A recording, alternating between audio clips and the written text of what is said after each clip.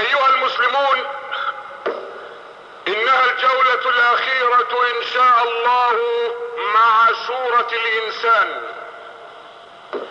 هذا الانسان الذي خلقه الله بيديه ونفخ فيه من روحه ورعاه في بطن امه طورا بعد طور ودورا بعد دور لا يعلم عنه احد الا الواحد الاحد.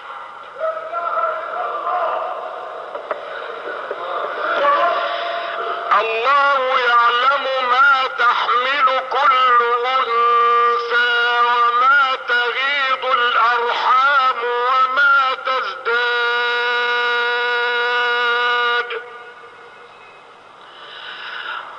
وكل شيء عنده بمقدار.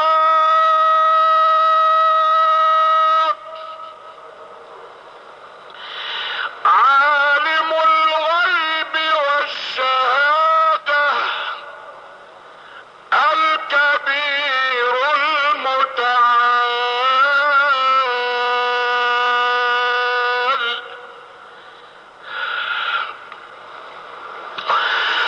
ولقد خلقنا الإنسان من سلالة من طين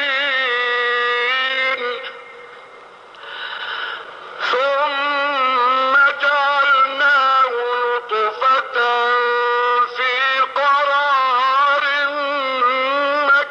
مكين ثم خلقنا النطفة علقة فخلقنا العلقة مضغة فخلقنا المضغة عظاما فكسونا العظام لحما ثم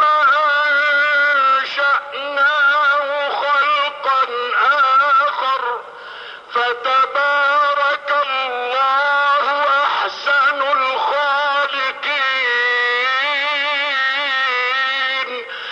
ثم إنكم بعد ذلك لميتون ثم إنكم يوم القيامة تبعثون.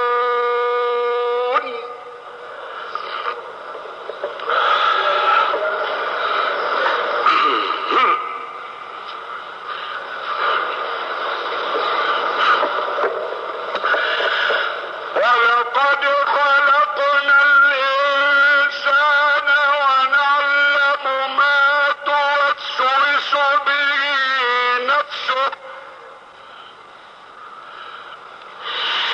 ونحن أقرب إليه من حبل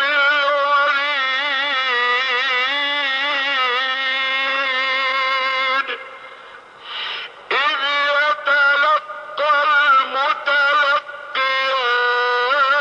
المتلقيان عن اليمين وعن الشمال قعيد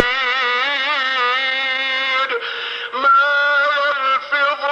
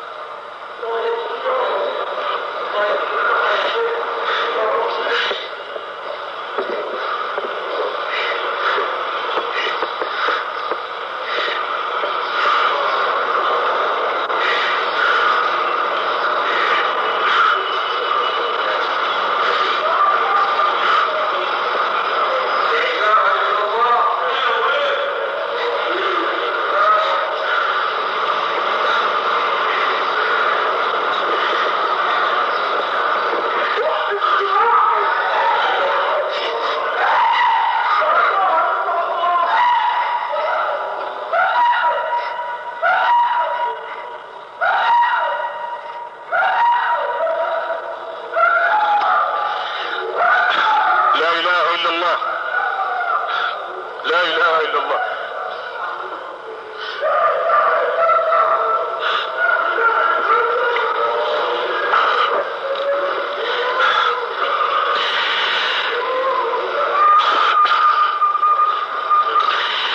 بسم الله الرحمن الرحيم. قل هو الله احد الله الصمد لم يلد ولم يولد ولم يكن له كفوا احد. ان الله بعباده لخبير بصير. وينعم الله على الانسان بكل انواع النعم، وان تعدوا نعمة الله لا تحصوها. ان الله لغفور رحيم، والله يعلم ما تسرون وما تعلنون. ويختار الانسان مصيره بما وضع الله فيه من المشيئة.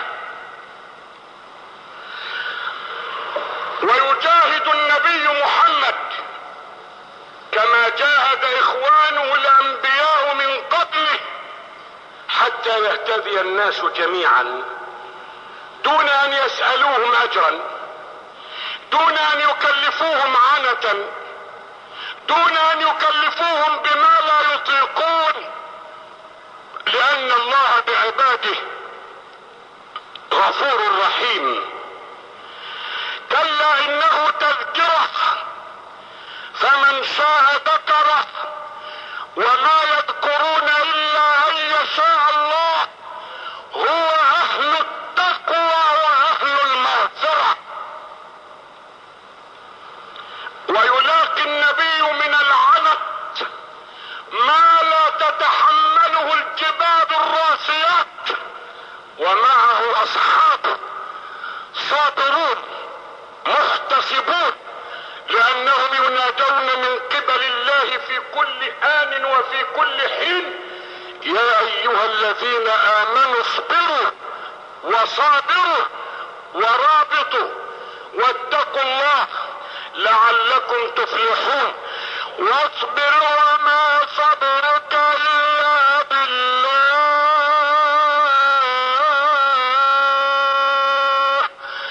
ولا تحزن عليهم ولا تك في ضيق مما يذكرون.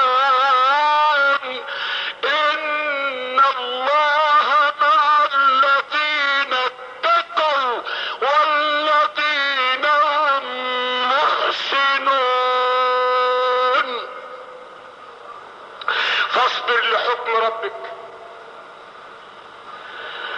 بعد ان عرضت عليك الانسان وحاله وكيف ابتليته في الارض اما شاكرا واما كفورا، انا اعتدنا للكافرين سلاسل واغلالا وسعيرا. ان الابرار يشربون من كأس كان مزاجها كافورا. وبعد هذا كله، وبعدما عرض الكفار على النبي كل الوان الاغراء والفتن، مال وجاه وملك ورياسة وسيادة ونساء،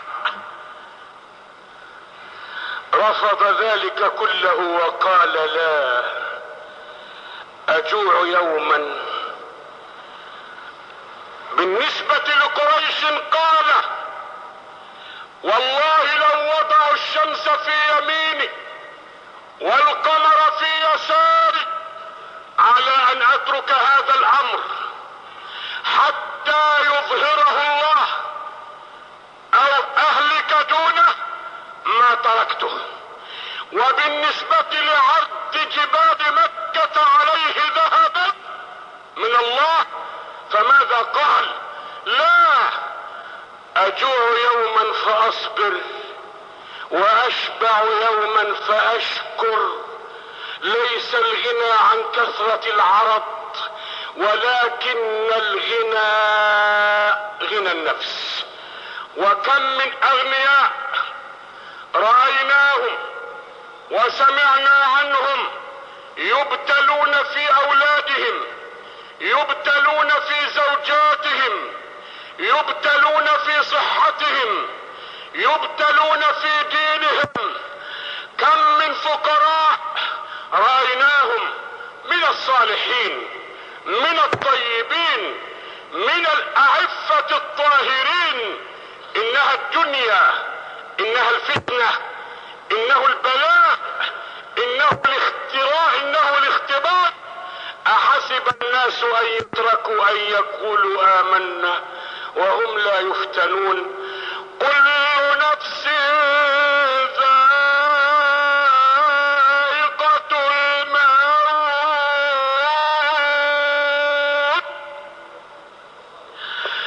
وإنما توفون أجوركم يوم القيامة. فمن زحزح عن النار وأدخل الجنة فقد فاز، وما الحياة الدنيا إلا متاع الغرور. فاصبر لحكم ربك ولا تطع منهم آثما أو مبالغا في الكفر أو كثير الكفر، واستعن على ذلك. لماذا؟ واذكر اسم ربك وتبتل إليه تبتيلا.